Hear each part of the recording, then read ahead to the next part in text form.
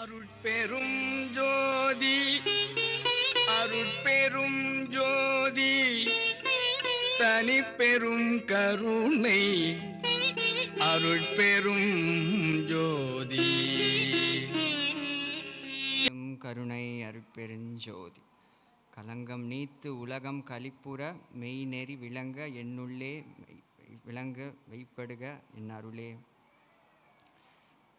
பெருஞ்சோதி. ஓகே, இன்றைக்கி பார்த்திங்கன்னா நம்ம பேச போகிற தலைப்பு ஒவ்வொருத்தரும் ரொம்ப அழகாக பேசுனாங்க, நம்ம அன்பர்கள் எல்லாரும். ஸோ அதை தொடர்ந்து இந்த அடியவன் என்ன பேச போகிறேன், என்ன தலைப்பு அப்படின்னு பார்த்திங்கன்னா, சன்மார்க்கம் எனது பார்வையில் அப்படின்றது தான் என்னுடைய தலைப்பு. ஸோ இந்த தலைப்புக்குள்ளே போகிறதுக்கு முன்னாடி சன்மார்க்கம்னா என்னன்றது கொஞ்சம் சொல்லணும். அதே சமயம் அதுக்கு முன்னாடி அதை சொல்கிறது யார், அது உன்னோட பார்வைன்னா அப்போ இவன் யார் அப்படின்றத பற்றியும் உங்களுக்கு நான் கொஞ்சம் விளக்கணும். ஸோ அப்போ தான் அது கரெக்டாக இருக்கும், சரிங்களா? ஸோ அப்படி பார்க்குறப்போ இப்போது நான் யார், என்னோடய பார்வையிலேருந்து தான் நான் இது எல்லாத்தையும் இப்போ சன்மார்க்கத்தை பற்றியும் என்னோட ஒரு விஷயம், என்னோட புரிதலில் தான் நான் இது எல்லாத்தையும் சொல்ல போகிறேன், சரிங்களா? ஸோ ஓகேங்களா? ஸோ அப்படி பார்க்குறப்போ நான் சன்மார்க்கத்துக்கு வர்றது எப்போ வந்தேன் அப்படின்னு பார்த்தீங்கன்னா, என்னோடய லைஃப்பில் நான் காலேஜ் முடிக்கிறேன். காலேஜ் வரைக்குமே என்னோடய லைஃப்பில் பார்த்திங்கன்னா, நான் ஒரு இறை வழிபாடு, இறைவனுன்ற ஒருத்தர் இருக்கார், அதில் எந்த வித மாற்றம் எனக்கு கிடையாது. ஸோ அப்படி இருக்கிறப்போ நான் சிவன்னா எனக்கு ரொம்ப பிடிக்கும். ஸோ அந்த வழியில் சிவனை பிடிச்சி அவரே நினச்சிக்கிட்டு அப்படி தான் நான் வந்துட்டு இருந்தேன். ஸோ அந்த டைம் பீரியடில் காலேஜ் முடிச்சதுக்கப்புறம் இப்போ அடுத்து வேலைக்கு போகிறதுக்கு எக்ஸாம் ப்ரிப்பரேஷன், வேலைக்கு போகிறதுக்கு நான் ப்ரிப்பேர் ஆகிட்டுருக்கேன். ஸோ அந்த டைமில் தான் பார்த்திங்கன்னா அதுக்கு ஏற்றபடியான டுட்டோரியல்ஸ், வீடியோஸ், அது சம்மந்தமான விஷயங்கள் எல்லாத்தையும் நான் பார்த்துக்கிட்டு இருக்கேன். அப்போ தான் இந்த மாதிரியான சொற்பொழிவுகள், சன்மார்க்கம்னு இல்லை, பொதுவான இந்த ஆன்மீகம் சம்மந்தமான விஷயங்கள் கேட்குறேன். அப்புறம் சில புக்ஸு படிக்கிறேன், திருக்குறள் அந்த மாதிரி. சரினா ஒரு நாளில் நம்ம ஏதோ வீணாக பண்ணுறோமே, சரி ஏதோ ஒன்று உருப்படியாக ஏதாச்சும் பண்ணலாம் அப்படின்னு சொல்லிட்டு தான் ஒரு திருக்குறள் அந்த மாதிரி ஆரம்பிக்கிறேன். ஸோ அந்த டைம் பீரியடுக்கு அப்புறம் போகும்போது தான் பார்த்திங்கன்னா இந்த உலகியலில் ஒன்று சொல்கிறாங்க. ஏன்னா நான் அந்த டைம் பீரியடு பார்த்திங்கன்னா நான் ஒரு பையனாக இப்போ நான் என்ன அடுத்து வேலை செய்யணும், நான் என்ன போகணும் அப்படிங்கிற ஒரு சுச்சுவேஷனில் இருக்கேன். ஒரு என்ன சொல்கிறதுனா, அது வரைக்கும் அவன் விளையாட்டு பையனாக இருந்திருக்கலாம். பட் அதுக்கப்புறத்துலேருந்து அவன் சமூகத்தில் ஒரு அங்கீகாரமும் ஒரு இதையும் சம்பாதிக்கிற ஒரு சமயத்தில் அவன் இருக்கிறான், ஓகேங்களா? ஏன்னா அவனுடைய பணிகளை பொறுத்து தான் அவனுக்கு எல்லாமே பார்க்கப்படும், இந்த சமூகத்தை அவனை மதிக்கிறது எல்லாமேன்னும் போது, சரி அந்த இடத்துல பார்க்கும்போது பார்த்திங்கன்னா, உலகத்தவர்கள் உலகியல் பார்வையில் ஒரு விஷயங்களை சொல்கிறாங்க அப்படிங்கிறது நமக்கு புகுத்த சின்ன வயசுலேருந்தே சொன்னாங்க. நீ இப்படி இருக்கணும், நீ இப்படி போகணும், அடுத்தடுத்து உனக்கு இந்த விஷயங்கள் இருக்குது, திருமணம் கல்யாணம் இருக்குது, வேலை முடிக்கணும், வேலை முடிச்சிட்டக்கப்புறம் நீ திருமணம் பண்ணிக்கணும், திருமணம் பண்ணிக்கிட்டு ஒரு குழந்தையை பிறக்கணும், அதுக்கப்புறம் அவங்கள நீ பார்த்துக்கணும், நீ இந்த மாதிரி ஒரு விஷயங்கள் இருக்குது, இது ஒரு செட் ஆஃப் இது நமக்கு சொல்லியிருக்காங்க. இது ஒன்று இருக்கட்டும், ஓகேங்களா? இது இல்லாமல் இப்போது இந்த பக்கம் இது எப்படின்னு பார்த்தீங்கன்னா, அருளாளர்கள் இதை தாண்டி, இந்த சமூகத்தை தாண்டி ஒரு நிலை, அறிவு நிலை பெற்றவங்களாம் பார்த்தீங்கன்னா, இதை தாண்டின ஒரு வாழ்க்கையும் இருக்குது, அது இந்த மாதிரியான தன்மையில் இருக்குது அப்படின்னு சொல்லிட்டு இந்த தரப்பினர்கள் அருளாளர்கள் நூல்களில் இப்படி ஒன்று சொல்கிறாங்க, சரிங்களா? நான் இதை ரெண்டுத்தையுமே பார்க்குறேன். ஸோ அப்போ எது தான் இது உண்மையாக இருக்கும்? இந்த சைடும் ஒன்று சொல்கிறாங்க, இந்த சைடும் ஒன்று சொல்கிறாங்க. இந்த சைடு இருக்கிறது சரி, இப்படி இருக்கிறது தான் ஒரு உண்மைன்னு நான் மதித்து அதுபடி நடக்க போனால், இங்கே எனக்கு உலகியலில் எனக்கு அதோட சிங்க் ஆக மாட்டேங்குது, அதோட ஒத்துழைக்க மாட்டேங்குது. அப்போ இங்கே உலகியலில் இருக்கிறவங்க என்னை சுற்றி இருக்கிறவங்க என்ன சொல்கிறாங்க, நீ என்ன ஏதோ சாமியார் ஆகிட போறியா, இல்லை துறவி ஆகிட போறியா அப்படிங்கிற மாதிரி கேட்குறாங்க. இதுக்கே நம்ம ஒன்றும் பெருசாலாம் மாறிடலை. அதுவும் ஒரு உயிர், நானும் ஒரு உயிர், சரி எதுக்கு அதை சாப்பிடுவானே, நாம் அதை சாப்பிடக்கூடாது, அது ஒரு உயிர் இறக்கம் தான் அப்படி சொல்லும்போதே நம்மளை அப்படி பார்க்குறாங்க. ஸோ இப்படி இது ஒரு வகையான ஒரு விஷயம் மாதிரி இருந்தது.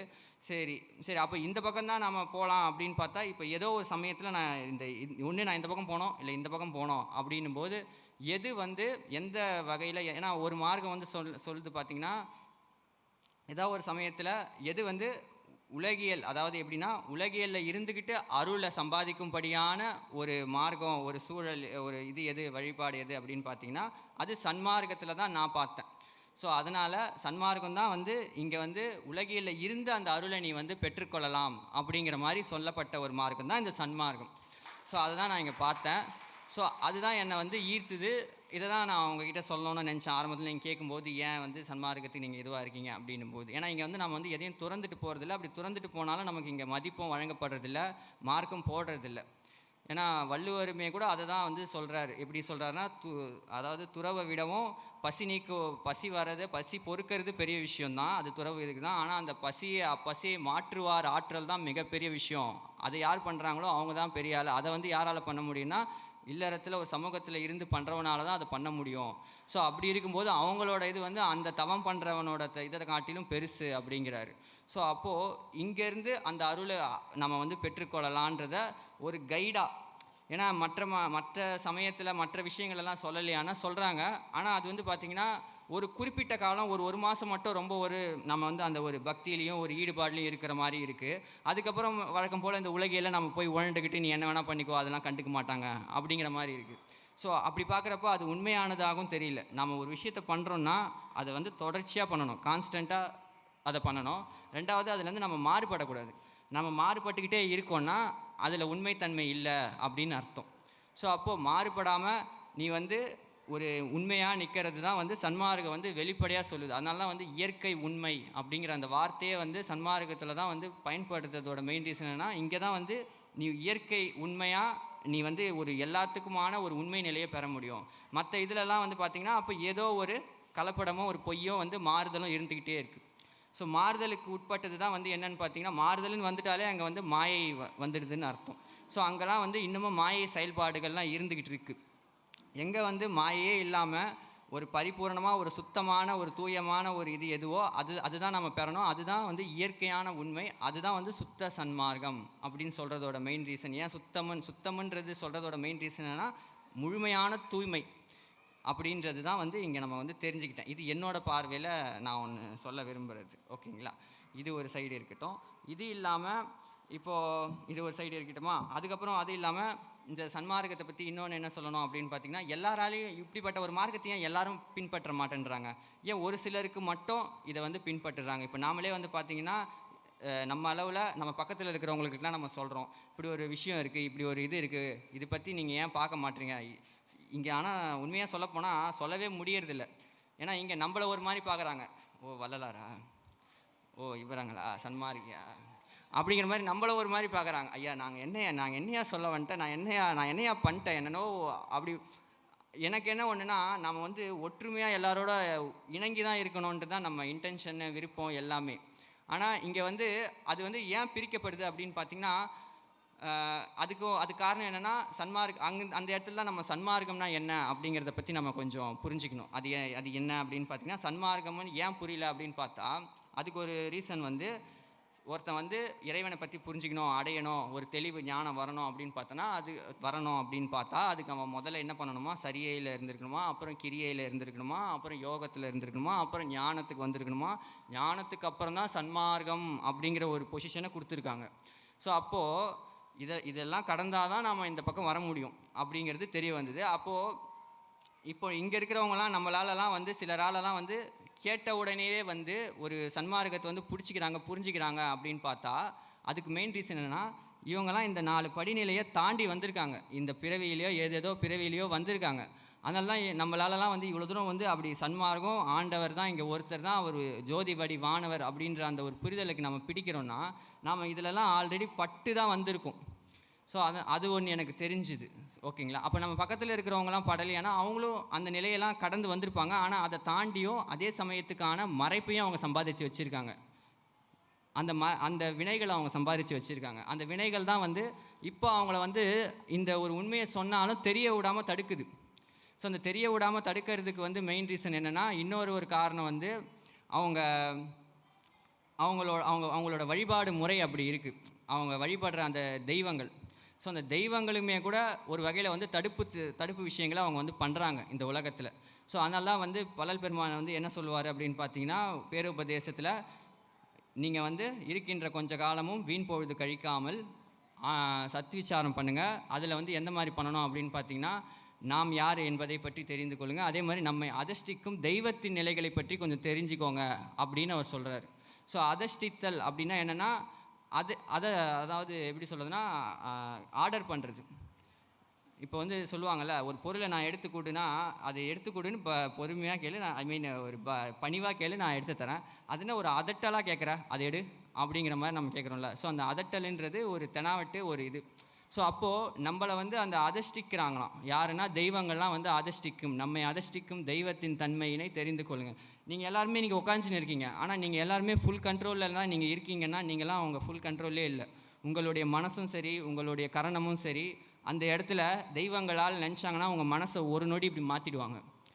ஆனால் நீங்கள் என்ன நினச்சிட்டு இருக்கீங்க, நான் தான் இப்போ நான் உக்காந்துட்டு இருக்கேன், நான் மட்டும்தான் என் வாழ்க்கையை வந்து முழுமையாக இயக்கிட்டு இருக்கேன்னு நினச்சிட்டு இருக்கீங்க. ஆனால் நீங்களாம் உண்மையிலேயே அந்த மாதிரி இல்லை. ஈவன் நானும் தான், இன்க்ளூடிங் மீயும் தான். ஸோ நான் ஏன் சொல்கிறேன் அப்படின்னு பார்த்தீங்கன்னா, ஆனால் நான் அதை விட்னஸ் பண்ணுறேன். எனக்குள்ளே ஏதாவது ஒரு மாற்றமோ ஏதோ ஒன்று நடந்தது அப்படின்னா, மாற்றம்ன்றது எப்படி சொல்கிறேன்னா, எனக்குள்ளே ஏற்படுற அந்த குண மாற்றங்கள், அந்த குண மாற்றங்கள் நடைபெறும்போது அது ஏன் நடைபெறுது அப்படிங்கிறத நம்ம பார்க்கணும். ஏன்னா அந்த இடத்துல என்னை மீறின வேறு ஏதோ ஒன்று வந்து அதை என்னை அதை செயல் செய்ய விடாமல் தடுக்குது. ஏன்னா இந்த இடத்துல நான் கோவப்பட்டேன்னா அந்த செயல் நடக்காது. இப்போ நானே வந்து ஒரு ஜீவகாருண்ய பணி பண்ணலாம் செய்யலாம் அப்படின்னு போகிறேன்னா, அந்த டைமில் வேறு ஏதோ ஒன்று வந்து என்னை வந்து எரிச்சல் மூட்டும்படியாவோ ஏதோ ஒரு நிகழ்வு நடந்ததுன்னா நான் என்ன பண்ணுறேன்னா அந்த இடத்துல எரிச்சல் ஆயிடுறேன். ஆனால் நான் கவனிக்கணும், நான் ஏன் எரிச்சல் படணும், எதனால் இப்போ நான் எரிச்சல் பட்டேன்னா இந்த சுபகாரியம் நடக்காமல் தள்ளி போயிடுமே அப்படிங்கிறத நான் பார்க்கணும். அது வந்து ஆக்சுவலி அது ஏன் அந்த மாதிரி இருக்குதுன்னு பார்த்தீங்கன்னா, சிலவங்களுக்கு இந்த செயல் செய்கிறதுக்கு பிடிக்கலை. அதாவது என்னென்னா, இந்த மாதிரி ஒரு ஜீவகாருண்யத்தையும் சன்மார்க்கத்தையும் வெளிப்படுறதுக்கு இங்கே கடவுளர்களே தடையாக இருக்காங்க. அதுதான் இங்கே வந்து மெயினான ஒரு விஷயம். அதுதான் வந்து அதுதான் மறைப்பாக இருக்குது. அதனால தான் வந்து தெய்வத்தோட தன்மையை பற்றி கொஞ்சம் தெரிஞ்சுக்கோ. அவங்களுக்கு இன்டென்ஷன் என்னென்னா சன்மார்க்கம் பரவிடக்கூடாதுன்னு இல்லை. இங்கே இருக்க அந்த பொழுது இங்கே சுற்றி இருக்கிறது எல்லாம் என் விருப்பத்தின்படி தான் இங்கே எல்லாம் நடக்கணும் அப்படின்ற அடிப்படையில் அவங்க வந்து இதை செய்கிறாங்க. அதுக்கு நாம் வந்து அவங்களோட இந்த மாயா ஜாலத்துக்கு நாம் ஆட்படக்கூடாது. அப்போ அதுக்கு தான் என்ன சொல்கிறாருன்னா, பெருமானார் வந்து அவங்கள பற்றி தெரிஞ்சுக்கோங்க, தெரிஞ்சுக்கிட்டு உங்களை பற்றி தெரிஞ்சுக்கோங்க, உங்களை பற்றி தெரிஞ்சுக்கிட்டு நீங்கள் ஒவ்வொரு நொடியும் உங்களை நீங்களே விழித்திரு, விட்னஸ் பண்ணணும். அதை தான் வந்து விழித்திரு அப்படின்னு சொல்கிறாரு. ஸோ அப்படி நம்ம விழித்து இருந்தால் தான் வந்து என்ன ஆகும் அப்படின்னு பார்த்தீங்கன்னா, நமக்குள்ளே ஏற்படுற அந்த மாற்றத்தின் போது நம்ம வந்து அதை தெரிஞ்சிக்க முடியும். அதை ஒன்று நான் வந்து சன்மார்க்கத்தில் வந்து தெரிந்து கொண்டேன். ஏன் வந்து இவர் இப்படிலாம் சொல்கிறாரு அப்படிங்கிறத பற்றி நான் தெரிஞ்சுக்கிட்டேன். சரிங்களா? சரி, அப்போது இதை நான் ஏன் சொல்கிறேன்னா, இன்றைக்கி நான் போய் ஒரு எனக்கு அருகாமையில் இருக்கிற ஒரு அன்பர்கிட்டேயோ ஒரு உலகியல்ல இதுவாக இருக்கிறவங்ககிட்ட நான் சொல்கிறேன்னா, சன்மார்க்கத்தை பற்றி எடுத்து சொல்கிறேன் வாங்க அப்படின்னு சொன்னாலும், அவங்க ஒன்று ஏளனமாக பேசுகிறாங்க, இன்னொன்று அவங்களே வரணும்னு நினச்சாலும் வர முடியல. ஏன் அப்படின்னு பார்த்தா, அவங்க அதுக்கு முன்னாடி வழிபட்ட தெய்வங்களோட நிலை அப்படி.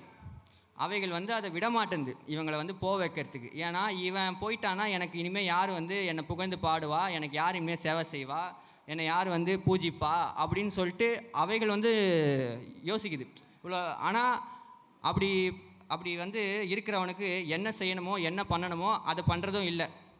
ஆனால் இந்த பக்கத்துலேருந்து போராடினா மட்டும் தடுப்பு பண்ணுறாங்க. ஸோ அதனால தான் வந்து பெருமானார் சொல்கிறார், இடர் செய் தெய்வங்கள் அப்படிங்கிறாரு. ஒரு வார்த்தை வந்து திருவருட்பால வரும். ஸோ அப்போ இடருன்றது என்னென்னா இந்த மாதிரி துன்பம் பண்ணுறது. ஸோ அப்போ அந்த இடர் செய் தெய்வங்கள்ன்ற போது இது மாதிரிலாம் கேட்கும்போது எனக்கு அதிர்ச்சியாக அந்த பகீர் இருந்தது. ஓ, அப்போ தெய்வங்களே இடர்லாம் பண்ணுவாங்களா? நாம் என்ன நினைக்கிறோம், இவங்களை போய் வழிபட்டால் நமக்கு இது கொடுப்பாங்க அது கொடுப்பாங்க அப்படின்வாங்க. ஸோ கொடுத்து விட்டு பின்னாடி பிடிங்க ஆளை பிடிங்க அனுப்பிச்சி விட்டுறாங்க போல இருக்குது. டேய் அதை அனுப்பிச்சிட்டேன் அவனை முடிச்சிருன்ற மாதிரி. ஸோ இதெல்லாம் கூட நடக்குதாங்கிறதுலாம் எனக்கு சன்மார்க்கத்தில் வந்ததுக்கப்புறம் தான் பகீர்னு இருந்தது. ஸோ அப்போது இது என்னோட ஒரு பார்வைன்றதால நான் அதை வந்து தெரிவிக்கிறேன். ஓகேங்களா? ஸோ அது ஒரு விஷயம். ஸோ இதெல்லாம் இது எப்படி இது இந்த மாதிரி அப்போது அந்த தெய்வங்களோட இப்போ நான் வந்து இப்போ இங்கே வந்து பார்த்திங்கன்னா சிலர்லாம் வந்து ஆல்ரெடியே வந்து நான் என்ன சொல்லுவேன்னு பார்த்தீங்கன்னா, முன்னாடியே வந்து நீங்களாம் கடவுளர்களோட நிலையில் நீங்கள் இருந்திருக்கலாம், இல்லை நீங்கள் கடவுளர்களோட உலகத்தில் நீங்கள் ஒரு பத நிலையில் இருந்திருக்கலாம், ஒரு படி நிலையில் நீங்கள் இருந்திருக்கலாம், அவங்களோட உலகத்தில் ஒரு பொசிஷனில் நீங்கள் இருந்திருக்கலாம். அதெல்லாம் நீங்கள் வந்து விட்டுட்டு இங்கே வந்ததுனால தான் உங்களுக்கெல்லாம் வந்து இவ்வளோ சீக்கிரம் வந்து இந்த சன்மார்க்கத்தை பற்றின ஒரு புரிதல் உங்களுக்கு இவ்வளோ சீக்கிரம் கிடைக்கிறதுக்கு, இதை ஒரு பிடிப்பு வரத்துக்கு காரணம் அதுதான். ஏன்னா வள்ளல் பெருமான் வந்து ஏன் வந்து பேருபதேசத்தில் சொல்கிறாருன்னா, என்னை இந்த ஏறா நிலைமையை ஏற்றியதுக்கு காரணம் என்னென்னா, நான் இங்கே உள்ள ஒன்றுத்தையும் பற்றி வைக்கலை, எல்லாத்தையும் நான் விட்டுட்டேன், நான் எல்லாத்தையும் விட்டதுனால தான் இதை பெற்றேன் அப்படிங்கிறாங்க. ஸோ அப்போது அந்த விடுதலுங்கிறது எதை சொல்கிறாங்கன்னா, நம்மக்கிட்ட ஆல்ரெடி நம்ம ஒரு பெரிய ஒரு பொசிஷனில் இருந்தாலும், இல்லை ஏதோ ஒரு நிலையில் நம்ம ஆல்ரெடி இருந்திருந்தாலும் அதெல்லாம் விட்டுட்டு வந்ததால் தான் இங்கே முக்கால்வாசி பேருக்கு சன்மார்க்கன்றது பார்த்த உடனே பட்ட உடனே புரியுதுன்னு நான் சொல்ல வரேன். அதை நான் பார்க்குறேன். ஒருவேளை இவங்க இதுக்குரிய ஒரு நிலையில் ஏதோ இருந்திருப்பாங்க, அதோட ஒரு தியாகமாக தான் இவங்களுக்கு இதெல்லாம் இவ்வளோ சீக்கிரம் புரியுது அப்படின்னு சொல்லிட்டு. ஸோ இதுக்கப்புறம் வந்து பார்த்திங்கன்னா, இது ஆக்சுவலி நான் ஏன் இவ்வளோ தூரம் நான் சொல்கிறேன் அப்படின்னு பார்த்தீங்கன்னா, சன்மார்க்கம்ன்றது இது வெறும் மனிதர்களோட மார்க்கம் கிடையாது, இது வந்து கடவுளர்களோட மார்க்கம். இது ஏன் அதுக்கான அர்த்தம் ஏன்றதை நான் சொல்கிறேன். ஏன்னா இங்கே வந்து பார்த்திங்கன்னா பாடலில் வந்து சன்மார்க்க விண்ணப்பம் வேண்டுதல் அப்படிங்கிற அந்த ஒரு எப்படி வேண்டணும்னு ஆண்டவர்கிட்ட கேட்குறாருன்னா, ஐந்தொழில் யான் புரிந்து உலகில் அருள் விளக்கம் செய்தல் வேண்டும் அப்படிங்கிறார். ஸோ ஐந்தொழிலை நான் பண்ணணுங்கிறாரு. எதுக்காகனா உயிர்கள் அருள் விளங்கணும், இங்கே உன்னோட அருள் விளங்கணும், நீ அதுக்கு நான் வந்து ஐந்தொழில் பண்ணணும்னு கேட்குறாரு. ஐந்தொழில் யார் பண்ணுவா? கடவுளர் தான் பண்ணுவாங்க. ஒன்று. இன்னொன்று, எவ்வுயிரும் பேதமுறாது அவ்வுயிருக்கு வரும் இடையூற்றை போக்கி நல் இன்புற செய்தல் வேண்டும் அப்படின்னு கேட்குறாரு. அதே சமயம் அவ்வுயிருக்கு வரும் இடையூற்றை போக்கி அச்சமுறாது சிவ சிவ என்று கூத்தாடி உன்னோட திருப்புகழை நான் பாடிதல் வேண்டும் அப்படிங்கிறாரு. ஸோ அந்த கூத்தாடுதல்லாம் யார் பண்ணுவா? இங்கே இருக்கிற கடவுளர்கள் தான் வந்து, அதுவும் சிவநிலையில் நடராஜர் தான் வந்து என்ன பண்ணுவார்? கூத்தாடி இந்த அருள் விளக்கம் ஐந்தொழில பண்ணுவார். ஸோ அப்போது அந்த இதை நான் பண்ணணும்னு அவர் வந்து ஆண்டவர்கிட்ட கேட்குறாருன்னா, அப்போ இது எவ்வளோ பெரிய ஒரு பொசிஷன், இது எங்கே பார்க்க வேண்டியதுன்னு தெரியுதுங்களா? இன்னும் வந்து நம்மளை சுற்றி இருக்கிறவங்களாம் வந்து பார்த்திங்கன்னா ஒரு கடவுளர்களோட பேரை சொல்கிறாங்க. அவங்களெல்லாம் நான் கொச்சைப்படுத்தணும் இல்லை அந்த கடவுளை கொச்சைப்படுத்தணுன்றதெல்லாம் என் நோக்கம் கிடையாது. ஆனால் அந்தந்த கடவுளர்களுக்கு வேண்டிக்கிட்டு அவங்க கேட்குறதுலாம் என்ன, இந்த சமூகத்தில் நான் இது வந்து ஒரு சமூகத்தோட ஒரு பையனாக இருந்து பார்த்ததுலேருந்து நான் உங்களுக்கு சொல்கிறேன். கடவுளை கோயிலுக்கு போனேன்னா என்னையே கேட்பேன், பரீட்சையில் பாஸ் ஆகணும்னு கேளு, இல்லை வந்து இந்த பொம்மை வாங்கி இந்த சைக்கிள் வாங்கி தரணும், வண்டி வாங்கி தரணும்னு கேளு. அதோட ஒரு அடுத்த பரிணாமத்துக்கு போனால் கல்யாணம் பண்ணி எனக்கு வந்து பொண்ணு வேணும், இல்லை எனக்கு இதை நிகழ்த்தி கொடு, இல்லை வேலை அமைச்சு கொடு, இல்லை வேலைக்கு எல்லாம் போயிட்டு ஒரு அடுத்த நிலைக்கு போனால் இந்த லேண்டு வாங்கணும், இதை முடிச்சு கொடு. அதுக்கடுத்து இந்த கேஸில் மாட்டிக்கிட்டேன், இந்த கேஸ்லேருந்து என்னை விழிப்படுறதுக்கு ஒரு. ஸோ இதுதான் வந்து வழிபாடாக வேண்டுதலாக நம்மளுடைய வாழ்க்கையில் இருக்கிறதே இந்த உலகியல் மட்டும்தான். ஆனால் அதை தாண்டி நம்ம என்ன கேட்கணும், நம்ம எதுக்கு வந்திருக்கோம் அப்படிங்கிறத பற்றின ஒரு இதுவே இல்லை நமக்கு. வேண்டுதல்ன்றது இப்படி தான் இருக்கணுன்றது எனக்கு இந்த ஒரு மார்க்கத்தில் வந்ததுக்கப்புறம் தான் அது எனக்கு தெரிஞ்சுது. ஓ, இப்படி தான் நம்ம வேண்டணுமா அப்படின்றதும். அதே சமயம் அதே அருட்சோதி எனக்கு ஈக இத்தருணம் அப்படிங்கிறாரு. ஸோ அப்போ அருட்சோதி நிலையே எனக்கு ஈக இத்தருணம்னு போது தான் எனக்கு என்ன தெரிய வந்ததுன்னா, ஓகே, நம்ம கேட்க வேண்டியது இதுதான் போல இருக்குது. ஏன்னா நம்ம கேட்குறது பூராவே இங்கே அநித்தியமானது தான் கேட்குறோம். அதை அநித்தியமான கடவுளர்கிட்ட தான் அதை கேட்டுக்கிட்டு இருக்கோம் அப்படிங்கிறதும் எனக்கு அப்போ தான் புரிஞ்சுது. ஸோ அப்போது நித்தியமானவர்கிட்ட எதை கேட்கணும், அதை எப்படி கேட்கணும், என்ன கேட்கணும் அப்படிங்கிறது வந்து எங்கே தெரிஞ்சுதுன்னா, இந்த மார்க்கத்தில் சன்மார்க்கத்தில் தான் வந்து அது சொல்லப்பட்டிருக்கு. அதுவும் எனக்கு தெரிஞ்சுது. ஸோ அப்போது இதை நான் வந்து ஏன் சொல்கிறேன்னா, அப்போது மற்ற உயிர்களோட நலனுக்காக வேண்டுதல் வந்து யார் பண்ணுவா அப்படின்னு பார்த்தா கடவுளர்கள் தான் பண்ணுவாங்க. இந்த உயிர்களுக்கு நான் வந்து இது பண்ணணும், அருள் பாலிக்கணும் அப்படிங்கிறத வந்து யார் பண்ணுவாங்கன்னா கடவுளர்கள் தான் பண்ணுவாங்க. அப்போ நம்மளை வந்து அவர் என்ன ஆக்கணும்னு விருப்பப்படுறாருன்னு தெரியுதா? நம்மளெல்லாம் வந்து கடவுளரோட நிலைக்கு வந்து வரணும், செய்யணும்ன்ட்டு அவர் விருப்பப்பட்டுக்கிட்டு இருக்காரு. ஸோ அதுக்குரிய ஒரு பாத்திரமாக ஒரு செயல்பாடாக நாம் இங்கே நடக்க ஆரம்பிக்கணும். அப்போ தான் வந்து அவரால் அந்த செயலை மிக விரைவாக அதை செய்ய முடியும். இங்கே நம்ம வந்து அந்த கடவுளர்களுக்குரிய ஒரு லட்சணம் நம்மக்கிட்ட இருக்கா, அதை நீங்கள் கொஞ்சம் யோசித்து பார்க்கணும். ஒரு நாளும் அவங்களாம் வந்து எந்த அளவில் இப்போது சில கதைகளில் சில இதெல்லாம் கேட்டிருப்பீங்க. சில விஷயத்துலலாம் வந்து பார்த்திங்கன்னா அவ்வளோ ஒரு ஒழுக்கமான விஷயத்துலேயும் சரி, சில விஷயத்துலலாம் அவங்க அவ்வளோ ஒழுக்கமாக இருப்பாங்க. சில இடத்துலலாம் வந்து ஒழுக்கம் தவறின விஷயங்களும் இருக்குது. அதெல்லாம் வந்து தேவர்கள் செய்கின்ற நிலை, சரிங்களா? அது தேவர்கள், அதாவது ஒரு மனிதன், அப்புறம் தேவன், தேவர்கள், அதுக்கப்புறம் தெய்வங்கள், அதுக்கப்புறம் வந்து என்ன வராங்கன்னா சித்தர்கள், அதுக்கப்புறம் தான் வந்து சத்தர்கள் வராங்க, அதுக்கப்புறம் தான் அருளாளர்கள். ஸோ இந்த மாதிரி நம்மளுடைய லைஃப்லேயே வந்து நம்ம இவ்வளோ பெரிய ஒரு டிரான்ஸ்ஃபர்மேஷன் மாற்றம் இருக்குது. அதை தான் வந்து எங்கே தெரிவிக்கப்படுது அப்படின்னு பார்த்திங்கன்னா, சரியில் வந்து நாம் என்ன பண்ணுறோம், ஒரு சாதாரண மனிதனாக இருக்கும், ஓகேங்களா? அதுக்கப்புறம் நாம் எங்கே போகிறோம், தேவர்களோட நிலைக்கு நாம் போகிறோம். அதுதான் வந்து கிரியை. ஸோ கிரியை யோகம்ன்றது ஒன்றும் பெருசு இல்லை. சரியைன்றது உடலால் செய்கிறது, கிரியைங்கிறது வந்து மனதால் செய்கிறது, யோகம்ன்றது உடலும் மனமும் சேர்ந்து செய்கிற ஒரு வழிபாடு. அதுக்கப்புறம் ஞானம்ங்கிறது அதை வந்து யோகத்தில் மூலமாக நாம் ஒரு விஷயத்தை புரிஞ்சிக்கிறோம். அந்த புரிதல் தான் வந்து ஞானம், சரிங்களா? அந்த ஞானத்தை கடந்ததுக்கப்புறம் தான் சன்மார்க்கம் வருது, ஓகேங்களா? ஸோ இதுக்கு நடுவிலேயே அவன் வந்து ஒரு மனுஷனோட டிரான்ஸ்ஃபர்மேஷன் இங்கே நடக்குது. அதை தான் நான் இங்கே வந்து தெரிவிக்க விரும்புகிறேன். அது வந்து எப்படி அப்படின்னு பார்த்திங்கன்னா, இது என்னோட ஒரு பர்ஸ்பெக்டிவ் தான். இப்போ ஆண்டவர்கிட்ட வந்து ஒருத்தன் இருக்கான். அவன் வந்து பார்த்திங்கன்னா எப்படி சொல்கிறதுனா, ஒரு ரொம்ப ஏழ்மையான ஒரு தினக்கூலியில் இருக்கிறவன் ஒருத்தன். என்ன சொல்கிறது, ஒரு துண்டு கட்டிக்கிட்டு கையை கட்டிக்கிட்டு, நீங்கள் சொல்லுங்கள் சாமி, ஆமாம் சாமி, ஏதோ நீ சொல்கிறத நான் செய்கிறேன் சாமி அப்படிங்கிற மாதிரி ஒரு ஜீவன் இங்கே இருக்குன்னா, அந்த ஜீவன் வந்து ஆண்டவரை வணங்குது, அதோட பக்தி செய்யுது. ஓகேங்களா, அது ஆரம்பத்தில் பக்தி தான் செய்யும். ஸோ அந்த வகையில் அது வந்து பக்தி செய்யுதுன்னு வச்சுக்கோங்களேன். அதோட பக்தி வந்து பார்த்திங்கன்னா ரொம்ப வந்து பணிவாக இருக்கும், ரொம்ப வந்து அவ்வளோ ஒரு சிறப்பானதாக இருக்கும். பார்க்கும்போதே எப்படி இருக்கும்னா, ஸோ என்னடா இவ்வளோ ஒரு இவனாக இருக்கான், இப்படி வணங்குறான், இவ்வளோ பண்ணிடுறான், இவ்வளோ இதுவாக இருக்கானே அப்படின்ற போது இருக்கும். ஆனால் அப்படி வணங்கும் போதெல்லாம் ஆண்டவர் வந்து எப்படி இருப்பார், என்ன பண்ணுவாருன்னு பார்த்தீங்கன்னா சிரிச்சிட்டு தான் இருப்பார். நல்லது நல்லது அவ்வளோ இது. ஏன்னா அதை வந்து அவர் எடுத்த உடனேலாம் அப்படி தூக்கிட்டு அப்படி பெருமையாலாம் பார்க்க மாட்டார். எப்பா இவ்வளோ இதுவாக இருக்கானேன்னு பார்க்க மாட்டார்.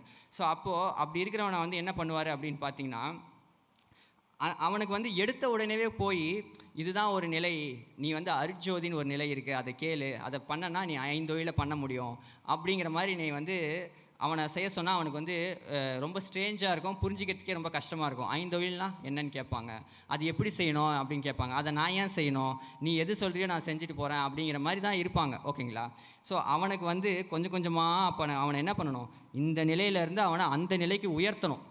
இதுதான் வந்து உண்மையான ஒரு ஆண்டவரோட வேலைங்கிறது. இதுதான் வெறும் ஆண்டவருங்கிறது வந்து, அதாவது கடவுளருன்றது என்ன அப்படின்னு பார்த்தீங்கன்னா, சும்மா நான் ஒரு புனிதமான ஒரு இடம் இருக்கும், அந்த இடத்துல நான் நடுவில் உட்காருவேன், என்னை சுற்றி இருக்கிறவங்களாம் வந்து என்னை வாழ்த்துவாங்க, பூஜிப்பாங்க, நான் வந்து அவங்களுக்கு அந்த பொழுதில் என்னால் முடிஞ்சால் அவங்களுக்கு பண்ணுவேன், இல்லைன்னா நான் இது பண்ணிப்பேன்ற மாதிரி இருக்கிறதல்ல.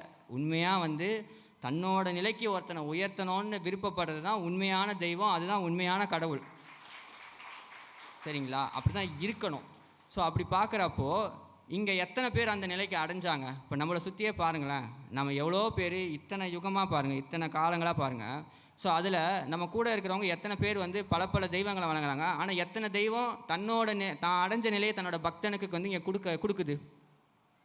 கொடுக்கல. ஏன்னா அவைகள் தன்னோட இடத்தையே விட்டு கொடுக்க விரும்பலை. நீ வந்து கேளு, என்னை வணங்கு, என்னை வாழ்த்து, பூஜி, அது எனக்கு அதோட நின்றுக்கோ. ப்ளஸ் நான் உனக்கு நீ பண்ணுறதுக்கு ஏற்ப உனக்கு வந்து நான் உனக்கு ஒரு இன்பத்தை கொடுக்குறேன், பொருளை கொடுக்குறேன் அப்படின்ட்டு.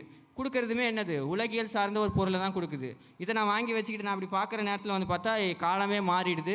ப்ளஸ் நான் இதை வந்து சாப்பிட்றதுக்கும் இதை நான் அனுபவிக்கிறதுக்கு இங்கே நான் வரல. இங்கே நான் வந்தது எதுக்கு, என் ஆன்மா எதுக்கு இங்கே என்னை அனுப்பிச்சிச்சு, ஆன்ம லாபம் பெறுவதற்காக அனுப்பிச்சு. ஆன்ம லாபம் பெற்றால் தான் நான் வந்து சிவ அனுபவத்தை போய் பெற முடியும், சிவநிலையை நான் பெறணும், அந்த அனுபவத்தை நான் பெறணும். ஸோ அதுக்கு வழி இது வழிவகுக்காது. ப்ளஸ் அந்த கடவுளர்களால் அதை கொடுக்கவும் முடியாது, அதை அவங்க வெளிப்படையாகவும் சொல்லலை. அதுக்கு தான் என்ன பண்ணிட்டாங்கன்னா, அவங்களுக்கு ஒரு கட்சி தொடங்குற மாதிரி ஒரு கூட்டத்தையும் ஒரு ஆளையும் ஒரு குலத்தையும் வந்து பிரித்து வச்சுக்கிட்டாங்க. இதெல்லாம் பார்த்துட்டு தான் என்ன பண்ணார் ஆண்டவர் வந்து என்ன பண்ணார்னா, இது வேலைக்கு ஆகாது. யார் வந்து அடுத்து ஒரு கட்டத்தில் வந்து உண்மையை சொல்லி தன்னோட நிலையை வந்து அவங்களும் மேலே ஏறல, தனக்கு வணங்குறவனையும் மேலே ஏற விடலை. இதை பார்க்கும்போது தான் ஆண்டவருக்கு ரொம்ப கஷ்டமாச்சு. ஆனால் அவர் என்ன பண்ணுறது, அவர் வந்து உடனே இறங்கி இவங்க எல்லாரையும் வந்து தண்டித்து அப்படியே வந்து இவங்களை மாற்றுறது, அது எல்லாம் அவருடைய குணம். அவருடைய குணம் என்ன, அருட்பெருஞ்சோதி ஆண்டவரோட குணம் என்ன? என்ன கருணை? தனிப்பெரும் கருணை. ஸோ அதனால் அவர் இங்கே வந்து இறங்கி இதெல்லாம் பண்ணணும்லாம் அவர் பண்ண மாட்டார். அப்போ என்ன பண்ணுறாரு, அதுக்குரிய ஒரு பர்சனை அனுப்புகிறாரு. அந்த பர்சனை அனுப்பி இங்கே வந்து காட்டுறாரு, வாழ வைக்கிறாரு, இந்த சமூகத்தில் வாழ வைக்கிறாரு. அப்படி வாழ வச்சு இங்கே இருக்கிறவங்க எல்லாருக்குமே, யாருக்கு, வெறும் மனிதர்களுக்கு மட்டும் இல்லை, கடவுளர்களுக்கும் சேர்த்து பாடம் எடுத்தார் பெருமானாரை வச்சு. நீங்கள் வந்து ஆமாம், நீங்கள் வந்து இங்கே வாழும் வாழ்க்கையெல்லாம் வாழ்க்கையே கிடையாது, வையகத்தீர் வானகத்தீர் நீர் வாழும் வாழ்க்கையெல்லாம் பெரிதென மதித்து இது பண்ணாதீங்க, இதெல்லாம் ஒரு வாழ்க்கையே கிடையாது, உங்களுக்குமே கூட மரணன்றது இப்படி வந்துட்டு போவோம். ஸோ அதெல்லாம் வந்து இதுவே கிடையாது, தெரித்திடும் அருட்ஜோதி ஆண்டவரோட அந்த நிலை தான் வந்து உண்மையானது அப்படிங்கிறத வந்து காட்டுறாரு. நான் இன்னொன்றும் பார்ப்பேன், வள்ளல் பெருமானை பார்க்கும்போது எப்படி அப்படின்னு பார்த்தோன்னா, ஒரு கிளாஸ் ரூம் இருக்குது. அந்த கிளாஸ் ரூம் வந்து பார்த்திங்கன்னா, கிளாஸ் ரூமில் ஃபஸ்ட்டு பெஞ்சில் இருக்கிறவங்க எப்படி இருப்பாங்க, தேர்ட் பெஞ்சில் எப்படி இருப்பாங்க, லாஸ்ட் பெஞ்சில் எப்படி இருப்பாங்கன்றது உங்களுக்கு தெரியும். ஸோ அப்படி இருக்கும்போது அந்த ஒரு கிளாஸ் ரூமில் ஒரு பொருளை நான் தான் எடுப்பேன் அப்படின்னு அடிச்சிக்கிற டைமில் என்ன பண்ணுவாங்க, நான் எடுப்பேன் நீ எடுப்பேன்னு சொல்லிட்டு மாற்றி அடிச்சுப்பாங்க. அதுவும் லாஸ்ட் பெஞ்சில் இருக்கிறவங்களாம் பயங்கரமாக அடிச்சுப்பாங்க. இதுதான் சாக்குன்னு பழைய இதிலலாம் வந்து அவன் போட்டு அடிச்சுக்கிட்டு இது பண்ணிகிட்டே இருக்கும்போது, அதில் ஒரே ஒரு பையன் மட்டும், அதாவது ஒரு 2வது பெஞ்சில் ரொம்ப வந்து பேரே தெரியாமல் ரொம்ப சாதாரணமாக இதுவாக இருக்கிறவன் வந்து என்ன பண்ணிட்டான்னா, உள்ளே பூந்து போய் அந்த பொருளை அவன் எடுத்துட்டான். ஆனால் அப்படி தான் நான் பார்க்குறேன். அந்த பொருளை எடுத்துட்டு அப்படி பார்க்கும்போது வந்து பார்த்தா இங்கே கீழே இருக்கிறவங்களாம் அடிச்சுக்கிட்டு இருக்காங்க. ஆனால் அவன் எடுத்துட்டான்னு பார்க்கும்போது வந்து இவங்களுக்கு ஆச்சரியமாக இருக்குது. டேய் இவன் எப்படிடா போய் எடுத்தான், இவன் போனானா, டேய் நம்பவே முடியலையடா அப்படிங்கிற மாதிரி இருக்குது. அப்படின்றவர் தான் வள்ளலாராக நான் பார்க்குறேன். ஏன்னா அவரை அனுப்பும்போது, அவரை இங்கே இருக்கும்போதெல்லாம் வந்து பார்த்திங்கன்னா மற்ற இவங்கெல்லாம் வந்து யோசிச்சிருப்பாங்க, இவன் போய் என்ன போய் மாற்றிட போகிறான், இவனுக்கு என்ன சொல்கிறது, ஒரு தனிவான ஒரு உலகத்தை உருவாக்கிட்டு இப்படியே இருந்துட்டு ஜாலியாக இருந்துட்டு போகலாம். இவன் எதுக்கு போய் இந்த உயிர்களுக்கெல்லாம் அழுதுகிட்டு இதெல்லாம் எதுக்கு இவன் பண்ணணும், அதெல்லாம் தேவையில்லாத வேலை, இவன் அழுதா மட்டும் இவனுங்களாம் மாறிடுவானுங்களான்னு. அவன் பாரு, அவனுக்கு இருக்கிற சொகுசுக்கு, அவன் இருக்கிற அந்த அரசியல் பதவிக்கு, அவன் இருக்கிற சம்பாதிக்கிற அந்த சம்பாதித்துக்கு அதெல்லாம் விட்டுட்டா வரப்போகிறான், இவன் எவ்வளோ அழுதாலும் அப்படின்னு சொல்லிட்டு இப்படி தான் யோசிச்சிருப்பாங்க அவங்களாம். ஆனால் அப்படி இருந்தாலும் அப்படி இருக்கிறவனுக்களுக்காகவும் ஒரு உயிர் வந்து அழுதில்ல, அது எவ்வளோ பெரிய விஷயம். ஸோ அதை தான் அவர் காட்டுறாரு. அதனால தான் வந்து என்ன சொல்கிறாருன்னா, அவரை வந்து ஆண்டவர் வந்து தன் பிள்ளைன்னு கூப்பிட்றாரு. பேருலகெல்லாம் மதிக்க தன் பிள்ளை என்றென்னு பெயரிட்டு அழைத்து சீருற செய்தது பாரி திருச்சிற்றம்பலத்தே திருநட ஜோதி அப்படிங்கிறாரு. ஸோ அது எவ்வளோ பெரிய ஒரு விஷயம். அவங்களாம் வந்து அந்த கடவுளர்கள்லாம் வந்து பெரிய பெரிய உலகத்தில் அவங்க இருக்காங்க. அந்த பேருலகமே வந்து திரும்பி பார்க்கும்படி அவரை கூப்பிட்றாரு ஆண்டவர் வந்து, ராமலிங்கம் அப்படின்னு கூப்பிட்றாரு. ஸோ அப்போது யாராது அப்படின்ட்டு அங்கே இருக்கிறவங்களாம் பார்க்குறாங்க, யார் கூப்பிட்டது அப்படின்ற. இதில் இன்னொரு ஹைலைட் என்னென்னா, இந்த கடவுளர்களாலே ஆண்டவரை பார்க்கவே முடியாது. அது வந்து நீங்கள் வந்து பார்த்தீங்கன்னா அதுவுமே வந்து உண்மையான ஒன்று. ஏன்னா இவ்வளோ பேசுகிறவங்களாலே ஏதோ ஒன்று இருக்குது, அதுதான் அருள் பாலிக்குதுன்னு எனக்கு தெரியுது. அந்த அருள்னால தான் இதெல்லாம் நடக்குதுன்னு தெரியுது. ஸோ இந்த ஒரு புரிதலை மட்டும் வச்சுக்கிட்டு இங்கே அருள் பண்ணால் ஒன்று கிடைக்குதுப்பா அப்படின்ற அந்த அடிப்படையில் தெரிஞ்சுக்கிட்டு தான் இங்கே இருக்கிற தெய்வங்களும் சரி, சித்தர்களும் சில விஷயங்களும் சரி, அவங்க அந்த தொழிலை பண்ணிக்கிட்டு இருக்காங்க. அருளில் இருந்தால் ஜாலியாக இருக்கலான்றது மட்டும் புரிஞ்சுக்கிட்டாங்க. அந்த இதை மட்டும் தெரிஞ்சுக்கிட்டாங்க.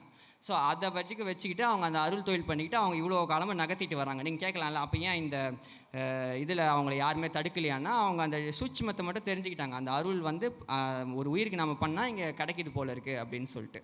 ஸோ அதனால தான் பெருமானார் நம்மளே வந்து ஜீவகாரணியம் பண்ணுங்கன்னு சொல்கிறதோட மெயின் ரீசன் என்னென்னா, நீங்கள் வந்து அருள் விளங்குறதுக்கும் ஒரு உயிருக்காக நீ இறங்கினா உனக்கு இங்கே ஆற்றலும் இதுவும் அதிகமாகும். அதுதான் ஆண்டவர் வகுத்த டிசைன்.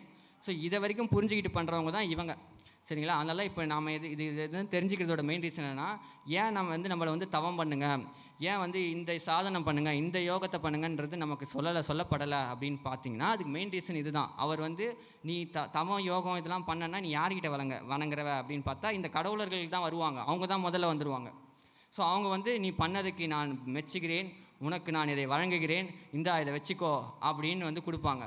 அதை வாங்கின்னு போய் நம்ம என்ன பண்ணுவான், ஏதாவது ஒரு செயல் செஞ்சு அதில் ஒரு வினையை சம்பாதிப்பான். ஸோ இது வந்து மேற்செல்லும் வீதி இல்லை, இது வந்து வினை மறுபடியும் வேறு வகையான ஒரு வினையை செஞ்சு கீழ்ச்செல்லும் வீதியாக தான் போய் முடிஞ்சிடுது. ஸோ அதனால தான் அதை பார்த்து தான் வந்து என்ன சொல்கிறாருன்னா, இந்த மாதிரி சாதனை எதுவும் பண்ணாதீங்க, பண்ணிங்கன்னா கண்டிப்பாக ஒரு ஒளி உண்டாகும், அதை பார்த்து பல்லிழித்து இருமாந்து போய் ஏமாந்து போவீங்க. ஸோ அது வேண்டாம். ஆண்டவரை எப்போவுமே நினைக்கணும். வெறும் ஒரு பொழுது மட்டும் தியானிக்கிறது அல்ல நம்ம பண்ணுற இந்த விஷயம், எப்போவுமே தியானிக்கணும். அதுதான் அங்கே விஷயம், சரிங்களா? ஸோ அப்போ எப்போதும் ஆண்டவரோட சிந்தனையிலே நாம் இருக்கணும். அதுதான் உண்மையான தவமே இங்கே அதையும் நான் தெரிவித்து கொள்கிறேன். ஸோ இது வந்து இதுவுமே என்னுடைய சன்மார்க்கத்தோட நான் வந்து புரிஞ்சுக்கிட்ட ஒரு பர்ஸ்பெக்டிவ், சரிங்களா? ஸோ அப்போது இது வந்து நான் ஏன் சொல்ல வந்தேன் அப்படின்னு பார்த்தீங்கன்னா, இந்த மாதிரி ஒரு கடவுளர்களோட ஒரு இடத்தையும் ஒரு குலத்தையும் அவர் வந்து உருவாக்க ட்ரை பண்ணுறாரு. அதனால வந்து அவர் வந்து அதை சொல்கிறாரு, இது வரைக்கும் இருந்ததெல்லாம் வந்து வேறு ஒரு இது, நீ என் குலத்து முதல் மகனே. இது வரைக்கும் இருந்தவங்களாம் கொலை புரிவார் தவிர மற்ற அனைவரும் புறத்தவங்க அப்படிங்கிற மாதிரி ஒரு இதுவாக சொல்கிற, கொலை புரிகிறவங்களாம் வந்து புற இனத்தார் அப்படின்ற சொல்கிறதோட மெயின் ரீசன்னா, இவங்களை தவிர்த்துட்டு மிச்சம் இருக்கிறவங்க எல்லாருமே வந்து இவங்க தான் வந்து அந்த அருட்குலத்துக்குரிய ஆட்கள் அப்படின்னு சொல்கிறாரு. ஸோ அந்த அருட்குலத்துக்குரிய முதல் மகன் நீதான் அப்படின்ட்டு வள்ளல் பெருமானை தான் சொல்கிறாரு. ஸோ அப்போ வந்து பார்த்திங்கன்னா, இது பிரிக்கிறதோட மெயின் ரீசன் என்னென்னா, இவங்க எல்லாருமே ஒரு குலங்களாகவும் ஒரு குடிகளாகவுமே பிரிஞ்சு போயிருக்காங்க. ஸோ அதனால தான் வள்ளல் பெருமான் வந்து என்ன பண்ணார்னா, அருட்பெருஞ்சோதி ஆண்டவர் வந்து என்ன பண்ணார்னா, ஒரு வள்ளல் பெருமானை அனுப்பி அவர் மூலியமாக இப்படி ஒரு அருட்குலத்தை உருவாக்க ட்ரை பண்ணிக்கிட்டு இருக்காரு. ஸோ அப்போ அந்த அருட்குலத்துக்குரியவங்க யாரோ கிடையாது, யாரோ மாதிரி கேட்டுட்டு இருக்காதிங்க, நாம தான் அது தயவுசெய்து புரிஞ்சுக்கோங்க.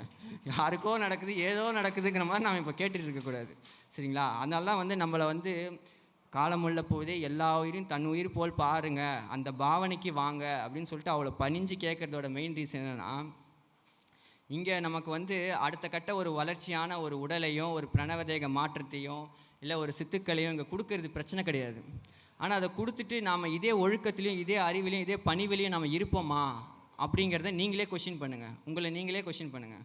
எப்படி நம்ம மனசு வேலை செய்வான், எப்படி இது பண்ணுவாங்கிறது உங்களுக்கே தெரியும். அவனா அப்படி சொல்லிட்டான், அது பவர் எடு 2 பவர் எடு யூஸ் பண்ணு அப்படின்னு சொல்லிட்டு இப்படி தான் நமக்குள்ளேருந்து உள்ளேருந்து வருது. ஸோ அப்போ நாம் வந்து என்ன பண்ணணும்? எல்லா உயிரும் என் உயிரின்னு பார்த்தா அந்த மாதிரி எண்ணம் எனக்குள்ளேருந்து வருமா? வராது. ஒன்று. இன்னொன்று, இப்போ எனக்கு வந்து ஏதோ ஒன்று ஒரு சித்து வந்து எனக்கு கொடுக்கப்படுது அப்படின்னு தெரிஞ்சால் எனக்குள்ளே இருக்கிற மனசு ஒழுக்கமாயிடுவான். ஆமாங்கய்யா எல்லாரும் ஒன்று தாங்கய்யா அப்படின்வான். அது நடிப்பு சார், அது நடிப்பு சார், அவனை நம்பாதீங்க. ஒன்று கிடைக்கிது அதனால் நான் மாறுறேன்னா அது தவறு. அது கிடைக்கலனாலும் அவர் சொல்லிட்டாரு, இதுதான் ஒழுக்கத்தின்படி நிற்க சொல்லியிருக்காங்க, இதுபடி தான் வந்து ஆண்டவரும் சரி இதுதான் இயற்கை உண்மை அப்படின்னு சொல்லியிருக்காங்க, அதனால் நம்ம நிற்கணும் அப்படின்னு நின்னாதான் அதுதான் இயற்கையாக நம்மளை வந்து தொடர்ச்சியாக நம்ம எப்பவுமே மாறாமல் இருக்க முடியும். இப்போ நீங்கள் நிறைய பேர் கேட்கலாம், ஏன்னா சன்மார்க்கத்தில் இப்படி சொல்லிட்டாங்க, வள்ளலார் இப்படி சொல்லிட்டாங்கன்னு போது நான் இதை பின்பற்றுறேன்னா என் மனசு என்னை கேட்பான், அவர் இப்போ உனக்கு கொடுத்துருவாரா, இப்போ வந்து உனக்கு பண்ணிவிடுவாரா, உனக்கு செஞ்சுருவாரா அப்படின்ட்டு வந்து கேட்பான். ஸோ அவர் பண்ணலனாலும் பரவாயில்ல, இதுதான் உண்மை, தயவுசெய்து புரிஞ்சிக்கோடா, இப்படி நம்ம இருந்தால் தான் எந்த வித பாதிப்பும் இல்லாமல் நம்ம நிம்மதியாக இதுவாக இருக்க முடியும் அப்படின்னு சொல்லிட்டு நம்ம வந்து இந்த ஒரு எதுவுமே கிடைக்காத ஒரு நிலையிலையும் நம்ம கிடைக்கும் அப்படின்னு வைக்கிற அந்த நம்பிக்கை, அதுதான் வந்து இங்கே இந்த காலகட்டத்தில் நம்ம பண்ணுகின்ற மிகப்பெரிய ஒரு தவம், ஒரு இதுன்னு பார்த்தா அதுதான். ப்ளஸ் நம்ம வந்து இப்போ வள்ளல் பெருமான் வந்து பார்த்திங்கன்னா அவர் வந்து இங்கே உலகத்தில் வந்துட்டக்கு அப்புறமே கூட யார் உண்மை கடவுள்ன்றது தெரியாமல் ஒரு குறிப்பிட்ட காலம் வரைக்கும் அவர் அலைஞ்சிருக்கார். ஸோ அதை வந்து அவருடைய பாடலில் 1லேருந்து 5 திருமுறை வரைக்கும் எடுத்து பார்த்திங்கன்னா உங்களுக்கு தெரிஞ்சிருக்கும். ஸோ அப்படிலாம் போயிட்டு அந்த ஒரு லைஃபோட ஒரு டேர்னிங் பாயிண்டில் தான் அவருக்கு வந்து காட்டப்படுது, இதுதான் அவருடைய தன்மை, அருட்பெருஞ்சோதி ஆண்டவர், அவருடைய தனிப்பெரும் கருணை அப்படிங்கிறது அவர் காட்டப்பட்டு இங்கே நமக்கு சொல்கிறாரு. ஸோ அப்போது அது வரைக்குமே கூட அவருமே கூட ரொம்ப ஒரு தெரியாத ஒரு நிலையில் இருந்திருக்காரு. ஸோ அது ஏன் நான் சொல்ல வரேன்னா, நாம் இதுக்கு மேலே போய் யார் உண்மை ஆண்டவர் நான் ஆராய்ச்சி பண்ணி அவர் எந்த தன்மையில் இருக்கார், நாதவெளி விந்து வெளிலாம் கடந்து அந்த வெளிக்கு அப்பால் நம்ம போய் பார்த்துட்டு அதுக்கப்புறம் தான் நாம் வந்து ஆண்டவரை வணங்கணுங்கிறதுலாம் இல்லை. அவ்வளோ கஷ்டமே நமக்கு இங்கே இல்லை. நம்ம வந்து அவரோட தன்மையை ஒருத்தர் வந்து கஷ்டப்பட்டு தெரிவித்து நம்ம கொடுத்துருக்காரு. ஸோ அப்போ நாம் பண்ண வேண்டிய துயரம், நாம் பட வேண்டிய குழப்பம், நாம் பட வேண்டிய இன்னல்கள் எல்லாத்தையும் சேர்த்து ஒரு ஆன்மா பட்டிருக்கு. ஸோ அதுக்கு நாம் எவ்வளோ நன்றி செலுத்தணும், எவ்வளோ நன்றி உணர்வோடு நாம் இருக்கணும் ஒரு நாளுமே அப்படிங்கிறத நம்ம ஒரு நாளும் யோசிக்கணும். சரிங்களா? ஸோ அது ஒன்று. இன்னொன்று, அப்படி இருக்குது, அப்படி ஒரு நல்ல ஒரு ஆன்மாக்களும் நல்ல ஒரு குலத்தை தான் அவர் வந்து இப்போது வந்து உருவாக்க அவர் வந்து விருப்பப்படுறாரு, விழைகிறார். ஸோ அதனால் அதுக்குரிய ஒரு பர்சன் ஒரு இதுவாக நாம் இங்கே இருக்கணும். அதாவது சன்மார்க்க சங்கமங்கிறதுங்கயா அதை வந்து நாம் நடத்தலை, பெருமானார் தான் நடத்துகிறாரு, அவர் தான் பண்ணுறாரு. ஸோ அப்படி இருக்கிற பட்சத்தில் இதை நான் ஏன் இங்கே சொல்கிறேன்னா, இங்கே ஒரு சில சன்மார்க்கர்கள்கிட்டலாம் நான் பார்க்கும்போது அவங்கக்கிட்ட ஒரு சலிப்பு தெரியுது, ஒரு வெறுப்பு தெரியுது. இதை நான் இங்கே சொல்லலாம், ஏன்னா இங்கே வந்து முக்கால்வாசி சன்மார்க்க அன்பர்கள் தான் இருக்காங்க. ஸோ அதனால் நான் இதை சொல்லலாம். இதை வந்து நான் பொது ஜனத்துக்கிட்ட நான் சொல்ல முடியாது, ஏன்னா அது வந்து அவங்களுக்கு ஒரு அவுட் ஆஃப் டாப்பிக்காக இருக்கும், என்ன ஏது அப்படிங்கிற மாதிரி இருக்கும். ஆனால் நான் இங்கே அதை சொல்ல முடியும், இங்கே தான் அதை சொல்லவும் கூடணும். ஏன் அப்படின்னு பார்த்தீங்கன்னா, நம்ம ஏன் சலிப்படையணும், நாம் ஏன் வெறுப்படையணும்? இங்கே ஒரு ஆன்மா ஒரு விஷயம் கேட்குது, அதுக்கு புரியல அப்படின்னா அப்படின்னு உச்சி கொட்டுறாங்க. அதுக்கு புரியல, இல்லை அது தப்பாக புரிஞ்சுக்கிச்சு, இல்லை அது நம்மக்கிட்ட விவாதம் பண்ணாலும் நம்ம எடுத்துரைக்கணும். அதுவும் எப்படி எடுத்துரைக்கணும்? கனிவாக, பணிவாக, தயவாக நம்ம எடுத்துரைக்கணும். ஸோ இது நம்மளுடைய கடமை. இது வந்து நான் ஏன் சொல்கிறேன்னா, அவ்வளோ இந்த ஒரு பணியை பண்ணுறதே நமக்கு பெரும் பேர். அது ஒரு விஷயம். இன்னொன்று, நாம் நடத்தலை நமக்கு வந்து இங்கே சலிப்படைகிறதுக்கு. ஏன்னா நிறைய பேரை நான் பார்க்குறேன், இவங்களாம் என்றைக்கு மாறுவாங்களோ, இவங்களாம் என்றைக்கு திருந்துவாங்களோ அப்படிங்கிற மாதிரி இவங்கன்றாங்க. ஆனால் நாம் எவ்வளோ திருந்தணும், நாம் எவ்வளோ தயவுக்கு வந்தோம், நாம் எவ்வளோ பணிவுக்கு வந்தோம், நமக்குள்ளே எவ்வளோ வந்து தயா விருத்தியாச்சுன்றதை நம்ம ஒரு நாளும் பார்க்கணும். அதை ஏன்னா பெருமானார் அங்கேருந்து பார்க்குறாரு, நம்ம அவரோட பர்ஸ்பெக்டிவ்லேருந்து பார்க்கணும். ஸோ அப்படி பார்க்கும்போது வந்து பார்த்திங்கன்னா, நாம் வந்து இதை நான் ஏன் சொல்கிறேன்னா, அந்த சலிப்பும் அந்த ஒரு வெறுப்பும் சன்மார்க்கத்தில் இருக்கிறவங்க, சன்மார்க்கத்தை முன்னிறுத்தி நடத்துகிறவங்கக்கிட்ட இருக்கவே கூடாது. அவங்கக்கிட்ட என்ன இருக்கணும் அப்படின்னு பார்த்திங்கன்னா, உண்மையும் உற்சாகமும் தான் இருக்கணும். அவங்கக்கிட்ட பேசினாலே அவங்கக்கிட்ட பேசினா அவ்வளோ மகிழ்வாக, அவ்வளோ நெகிழ்வாக இருந்தது, அவ்வளோ ஒரு புத்துணர்வாக இருந்தது அப்படிங்கிற மாதிரி இங்கே ஒரு யாராக இருந்தாலும், யார் கஷ்டத்தில் யார் குழப்பத்தில் வந்தாலும் இப்படி ஒரு அனுபவத்தை பெற்றுட்டு போகணும். அப்படி ஒரு பர்சன்ஸாக தான் இங்கே அவர் வந்து விரும்புகிறாரு, எடுக்கணும்னு ஆசைப்படுறாரு. ஸோ அதை வந்து நான் இங்கே வந்து பார்க்குறேன் சன்மார்க்கத்தில். இது அகைன் இது என்னோடய பார்வை தான், ஓகேங்களா? ஸோ அதனால் வந்து நான் இதை வந்து தெரிவிக்கிறேன். சரிங்க, சரி, இது ஒரு பர்ஸ்பெக்டிவ் ஆஃப் இந்தியாவாக இருக்குது. இப்போது சரியை நிலையில் ஒருத்தங்க இருக்காங்க. அதே மாதிரி சன்மார்க்கத்தை பற்றி நம்ம வந்து எடுத்துரைக்கும் போதும் சரி, மற்றவங்கக்கிட்ட பேசும்போதும் சரி, என்னோட மார்க்கம் இதெல்லாம் இவங்க கடவுளர்கள்லாம், இவங்கெல்லாம் யார் தெரியுமா, இவங்கெல்லாம் என்ன தெரியுமான்ட்டு அவங்கள மட்டம் படுத்துகிற மாதிரியும், அதே மாதிரி நமக்கு அருகாமையில் இருக்கணும், நீ வணங்குறதுலாம் என்ன தெய்வம் தெரியுமா, என்ன எது தெரியுமா, அப்படின்லாம் நம்ம பேசக்கூடாதுங்கய்யா. தயவுசெய்து சொல்கிறேன், புரிஞ்சுக்கோங்கய்யா. நாமெல்லாம் அப்படி பேசக்கூடாதுயா. அவங்களுக்குமே பண்புரைத்தலோட பண்பாக நம்ம சொல்லணுங்கய்யா. அது நம்மளுடைய கடமை. ஸோ அதையும் நான் இங்கே வந்து பார்க்குறேன். ஏன்னா நிறைய பேர் வந்து என்ன சொல்கிறாங்கன்னா, அது வந்து ஒரு காட்டமாக வந்து பதிவு பண்ணுறாங்க. ஸோ அப்போ வந்து அவன் என்ன பண்ணுவான்னா, இப்போ நமக்கு அவனை வந்து ஒருத்தனை வந்து நம்ம மனசை உடைக்கிறோம் ஒன்று, இன்னொன்று அவனை மட்டம் படுத்தணும், தாழ்வுபடுத்தணும். அது ரெண்டுமே தவறு. அப்படி நம்ம பண்ணக்கூடாது. உண்மையான சன்மார்க்க சங்கத்தவர்கள் வந்து எப்படி இருப்பாங்க, எப்படி இருக்கணும் அப்படின்னு வந்து பார்த்திங்கன்னா, அவங்கள வந்து தாய் போல் பார்த்து சேய் போல் அவங்கக்கிட்ட நம்ம சொல்லணும். ஸோ அப்போது சேய்ங்கிறது எப்படின்னா, ஒரு தாய் வந்து ஒரு குழந்தை சேய்கிட்ட சொல்லிச்சுன்னா அது எப்படி அவ்வளோ பணிவாக, எவ்வளோ ஒரு தயவாக அது சொல்லும். ஏதாவது எதிர்பார்த்து சொல்லுமா, இல்லை இது பண்ணி சொல்லுமா? ஸோ அப்படி பேசுகிறவங்களாம் தான் உண்மையிலே சன்மார்க்க சங்கத்தவர்கள். அப்படி இல்லாதவங்களாம் வந்து பார்த்திங்கன்னா, அது வந்து ஒரு துன்மார்க்கத்தவர்கள்ன்ற மாதிரி அவர் சொல்கிறார் பெருமானார். ஸோ அப்போ நம்ம வந்து என்ன சொல்லணும் அப்படின்னு பார்த்திங்கன்னா, அவ்வளோ கனிவாக சொல்லணும். அவ்வளோ ஒரு தாய் வந்து ஒரு குழந்தைக்கு சொல்கிற மாதிரி நாம் இங்கே இருக்கிறவங்களாம் எடுத்து சொல்லணும். ஆனால் அப்படி சொல்லாமல் இங்கே நிறைய பேர் வந்து பார்த்திங்கன்னா, இல்லை இது வந்து நான் நிறைய பேர் நான் எப்படி சொல்கிறேன்னா, என்னோடய குழுவில் இருக்கிற நண்பர்கள்கிட்டயே கூட நான் பார்த்துருக்கேன். அவங்க வீட்டார்கள்கிட்ட அவங்க வந்து ரொம்ப கடுமையாக அதை வந்து சொல்கிறாங்க, இந்த மாதிரி அந்த மாதிரின்னு சொல்லிட்டு. ஸோ அப்படி பார்க்கும்போது நாம் அப்படி, ஆனால் அந்த மாதிரி நம்ம சொல்லக்கூடாது. ரொம்ப பணிவாக தயவாக தான் சொல்லணும். சரி, நீங்கள் பண்ணுறது இது தான், ஆனால் இதை தாண்டி ஒன்று இருக்குது, அதை இப்படி பாருங்கள், இது இப்படி நீங்கள் பார்த்தீங்கன்னா இன்னும் நல்லாயிருக்கும், இன்னும் இதுவாக இருக்கும் அப்படின்னு சொல்லிட்டு அந்த ஒரு அடிப்படையில் தான் நாம் அதை வந்து சொல்லிட்டு போனோம் அப்படிங்கிறத நான் தெரிவிக்கிறேன். ரெண்டாவது, இன்னொன்று நான் வந்து கவனித்தது என்ன சன்மார்க்கத்தில் என்னோட ஒரு பர்ஸ்பெக்டிவ் என்னன்னு பார்த்தீங்கன்னா, 2 வகையான ஒரு கேட்டகரியை நான் பார்க்குறேன். என்ன அப்படின்னு பார்த்தீங்கன்னா, ஒரு சிலர் வந்து சன்மார்க்கம் வந்து பார்த்திங்கன்னா தவம், யோகம் இதெல்லாம் நீங்கள் பண்ணி அதுக்குரிய ஒரு இதில் நீங்கள் இருக்கணும் அப்படிங்கிற மாதிரி ஒரு கேட்டகரி இருக்காங்க. இன்னொருத்தவங்க வந்து அறிவு சார்ந்தே இயங்குறாங்க. அதாவது அறிவு சார்ந்துங்கிறது சத்விச்சாரத்தில் மட்டுமேன்ட்டு இருக்காங்க. சத்விச்சாரம் பண்ணிக்கிட்டு, அதாவது எப்படி சொல்கிறேன்னா, ரொம்ப அறிவுபூர்வமாக அந்த கருத்தை பற்றியும், வெளிகளை பற்றி பேசுகிறேன், சுத்த சிவ வெளிகளை பற்றி பேசுகிறேன், மற்ற கடவுளர்கள்லாம் வந்து தூசி தும்மு, ஆண்டவருக்கு இது அதுன்னு அப்படி பேசுகிற ஒரு கும்பல் இருக்குது. இன்னொன்று வந்து பார்த்திங்கன்னா, உருக்கமாக ஒரு அன்பாக, எப்படி சொல்கிறதுனா, வெறும் வந்து உருக்கமாக ஒரு கேட்டகரி இருக்குது. அந்த கேட்டகரிக்கு அறிவு சார்ந்த எந்த புரிதலுமே இல்லை. அதாவது தனக்கு கிடைக்கிற அனுபவங்கள், காட்சிகள் இதெல்லாம் கிடைக்குதுன்னா அதை எங்கே வச்சு பார்க்கணும், எப்படி பார்க்கணும் அப்படிங்கிற அந்த ஒரு புரிதல் இல்லை. இன்னொருத்தவங்களுக்கு அந்த அனுபவம், காட்சி எதுவுமே கிடைக்கிறதில்ல. ஏன்னா அவங்க வெறும் புத்தி சார்ந்தே இயங்குறாங்க, வெறும் அறிவு சார்ந்தே இயங்குறாங்க. அவங்களுக்கு இதை பற்றி எடுத்துகிட்டு போய் அவங்ககிட்ட சொன்னால், இதெல்லாம் என்னங்க, இதெல்லாம் அப்படின்வாங்க. அவங்கக்கிட்ட போய் சொன்னால், எனக்கு அதெல்லாம் வேணாங்க, எனக்கு எதுவுமே அறிவுலாம், எனக்கு அதெல்லாம் எனக்கு ஒன்றுமே புரியாதுங்க, நான் இப்படியே தாங்க இருந்துருவேன் அப்படின்றாங்க. ஆனால் ரெண்டுமே அது வந்து கூடாது. அறிவும் அனுபவம் ரெண்டும் சேரணும். அன்பும் அறிவும் ரெண்டும் சேரணும். ரெண்டும் சேர்ந்தால் தான் சன்மார்க்கம். ஸோ அதனால் இது இப்படி நாம் பார்க்கணும். இந்த ஒரு கேப்பை நான் வந்து இங்கே சன்மார்க்கத்துக்குள்ளே நான் வந்து பார்க்குறேன். அது வந்து ஸோ அதனால தான் வந்து அதையும் நான் இங்கே வந்து பதிவு பண்ணிக்க விரும்புகிறேன்.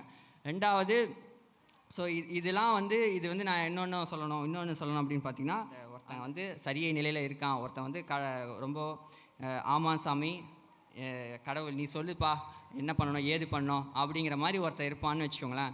அவனை வந்து அப்படி இருக்கிற ஒரு பர்சனை வந்து ஆண்டவர் வந்து என்ன பண்ணணும், என்ன பண்ணுவார் அப்படின்னு பார்த்தீங்கன்னா, முதல்ல அவனை வந்து அப்படி இருக்கான்னா அவனை அங்கேருந்து சரியையிலே இருப்பான். ஸோ சரியையிலேருந்து அவனை வந்து கிரியைக்கு உயர்த்துவார். கிரியைங்கிறது அப்படின்னு பார்த்தீங்கன்னா, அவனோட வாழ்வில் ஒரு குடும்பம் அப்படின்ற ஒரு நிலையை கொடுத்து, அந்த குடும்பத்திலேருந்து அடுத்து சமூகத்தில் ஒரு அந்தஸ்தை கொடுத்து, அவனை சமூகத்திலேருந்து அவனை வந்து ஒரு உயரிய ஒரு பதவியை கொடுத்து, ஒரு நல்ல காரியங்களை பண்ண வச்சு, அவனை வந்து ஒரு தியாகியாக்கி அவனை வந்து இறந்துடுறான்னு வச்சுக்கோங்களேன். தியாக நிலைக்கு போய் இறந்துடுறான்னா அதுக்கடுத்து அவனுக்கு வந்து எந்த பிறப்பு கிடைக்கும்னா, ஒரு தேவர் நிலையில் ஒரு பிறப்பு கிடைக்கும். ஸோ அந்த பிறவியில் வந்து பார்த்திங்கன்னா, அவன் ஆரம்பத்தில் இருந்திருப்பான் பாருங்கள், நீ சொல்லு சாமி, நீ என்ன சாமின்ற மாதிரி இப்படி இருந்தவன் வந்து அந்த தேவர் நிலைக்கு போனதுக்கப்புறமா அவன் வந்து கொஞ்சம் பணிவாக தான் இருப்பான். ஆனால் அது வந்து பார்த்திங்கன்னா நீண்ட காலமே அப்படி இருப்பானான்னா அதுதான் இருக்க மாட்டான். ஒரு காலம், குறிப்பிட்ட காலம் போக என்ன பண்ணுவான்னா, அவனுமே வந்து அந்த தேவர்களுக்கு அந்த சொகுசு, அந்த சொர்க்கன்ற அந்த சொகுசுக்குள்ளே இருக்கும்போது நம்ம புத்தி மாற ஆரம்பிக்கும். அப்போ என்ன ஆகும்னா, அவனுக்குள்ளே இருந்த ஒரு சேட்டை வருஷன் வெளியில் வரும். ஒரு ஒரு இது வரும். ஸோ அப்படி என்ன பண்ணுவான்னா, ஒன்று வாய் விடுவான், யாருக்கிட்டையாவது போய் வாய் விடுவான், வம்பிழுப்பான்.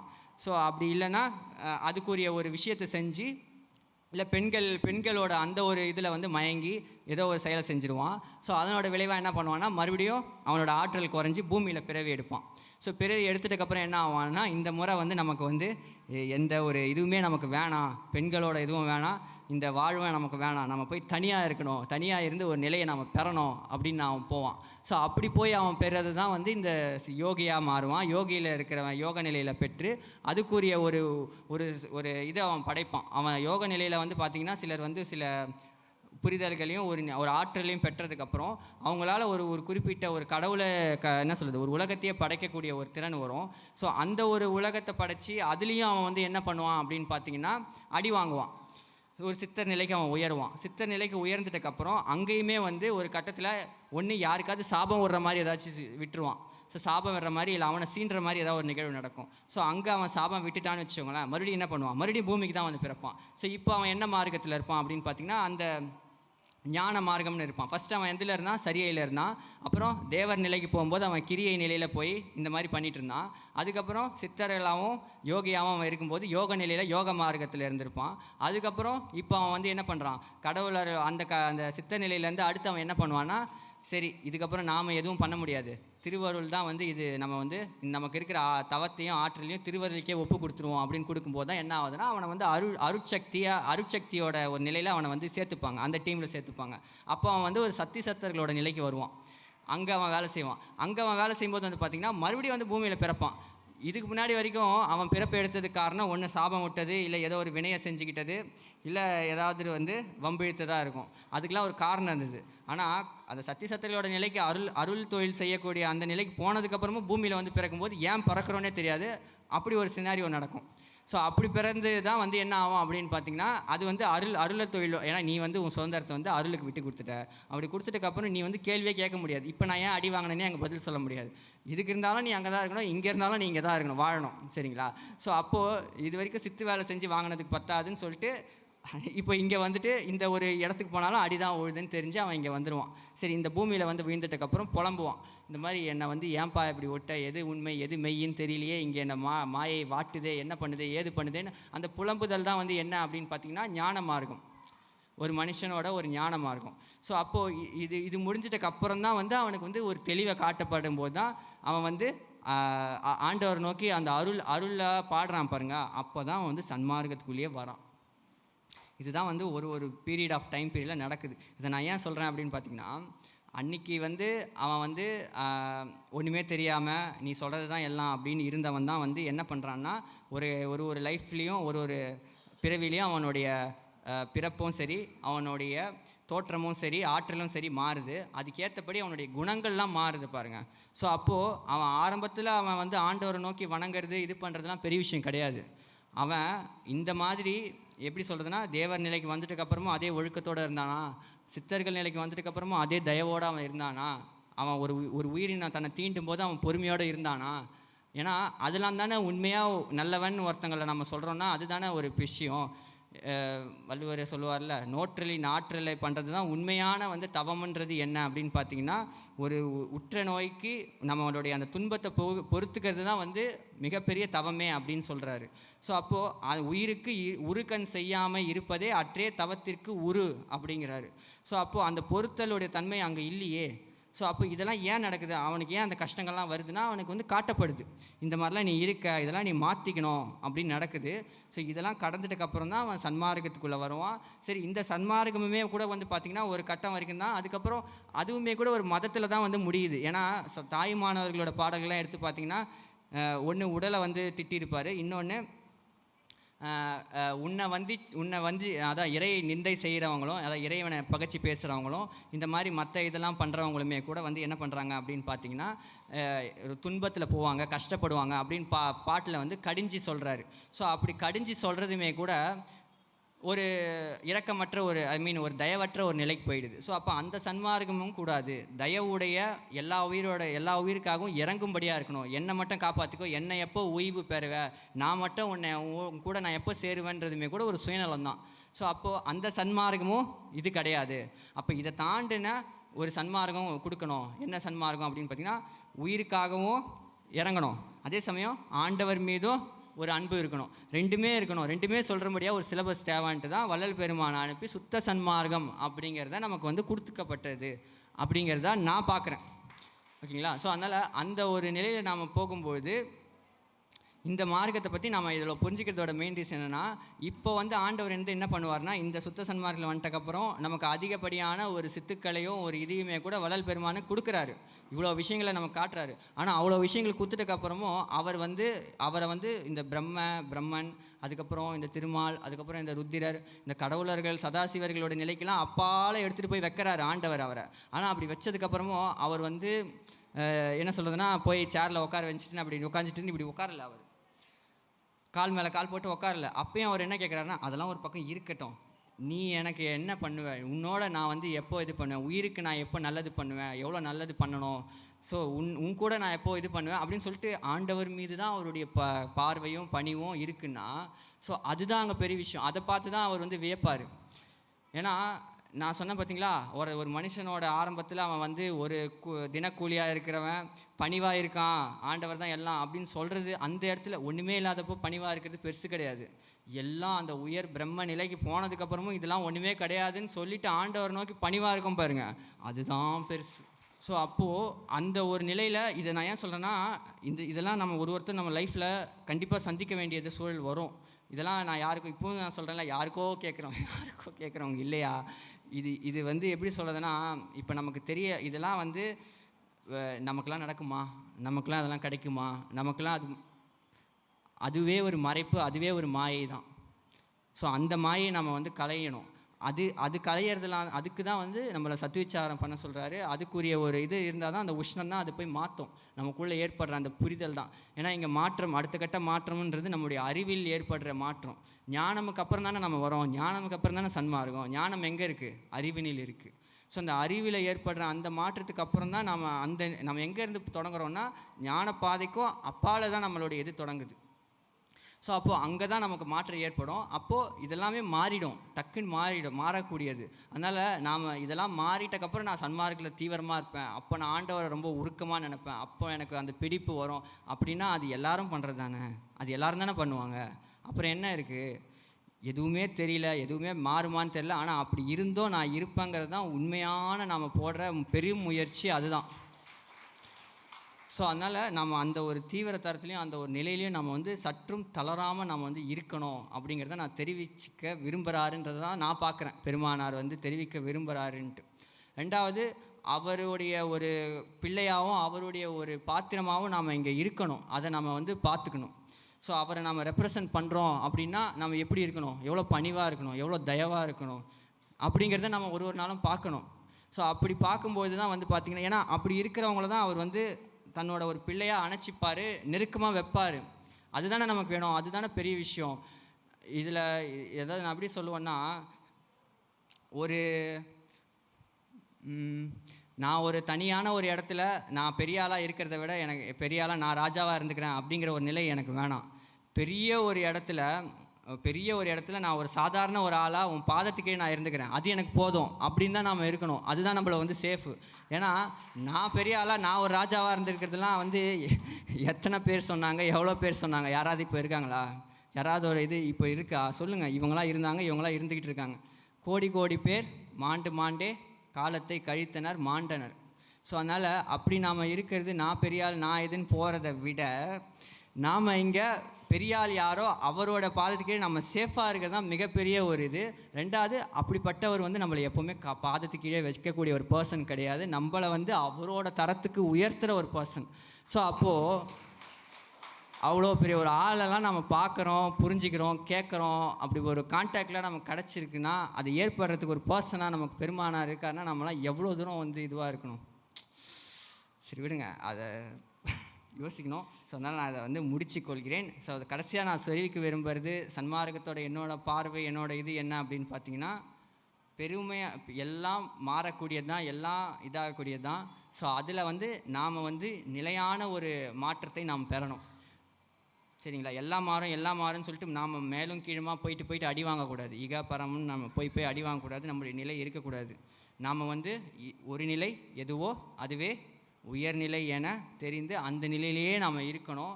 அப்படி நாம் இருக்கிறதுல தான் வந்து ஒரு பெரும் மாற்றம் இருக்குது. ஒரு டைம் மட்டும் நான் ஆண்டவரை ரொம்ப நினைப்பேன். இப்போ இருக்கிற வரைக்கும் நான் ரொம்ப தீவிரமாக இருக்கேன். இப்போ வந்து நம்மக்கிட்ட சில விஷயங்கள்லாம் கேட்டாங்க, ஏதாவது மாயை கொடுத்தாங்கன்னா இப்போ எல்லாருமே வேணான்னு தான் சொல்லுவீங்க. ஆனால் இது பெரிய விஷயமே கிடையாது. இப்போ நீங்கள் இருக்கிறதும் இப்போ வேணான்னு சொல்கிறதும் உங்களுக்கு அந்த ஒரு சூழலே இல்லை. நீங்கள் எடுக்கலாம், அனுபவிக்கலாம் அப்படின்னு இருக்கும்போதும் அது வேணாம். நாம் அவரை பிடிச்சிட்டோம், அந்தபடி தான் போகிறோன்னா அதில் தான் இருக்கணும் அப்படின்னு நாம் அங்கே வைக்கிறது தான் நமக்கு வைக்கிற பாடம், தேர்வு, நம்மளுடைய தன்மை, அது எல்லாமே அங்கே தான் டிஃபைன் செய்யப்படுது. ஸோ அதனால் அதை வந்து நாம் புரிஞ்சிக்கணும். அதுதான் வந்து உண்மையான ஒரு ஒழுக்கம், உண்மையான நாம அப்படிங்கிறத வந்து வெளிப்படுறதுக்கான ஒரு தருணம் என்று கூறிக்கொள்கிறேன். அதுக்கப்புறம் இப்படிப்பட்ட ஒரு வாய்ப்பையும் இப்படி ஒரு திருவருள் கொடுத்ததுக்கும் வள்ளலார் மிஷன் இவங்களுக்கும் வந்து ரொம்ப ரொம்ப மகிழ்ச்சியினை தெரிவித்து கொண்டு இந்த உரையை நான் முடித்துக்கொள்கிறேன். அருட்பெருஞ்சோதி அருட்பெருஞ்சோதி தனிப்பெருங்கருணை அருட்பெருஞ்சோதி எல்லா உயிர்களும் இன்புற்று வாழ்க.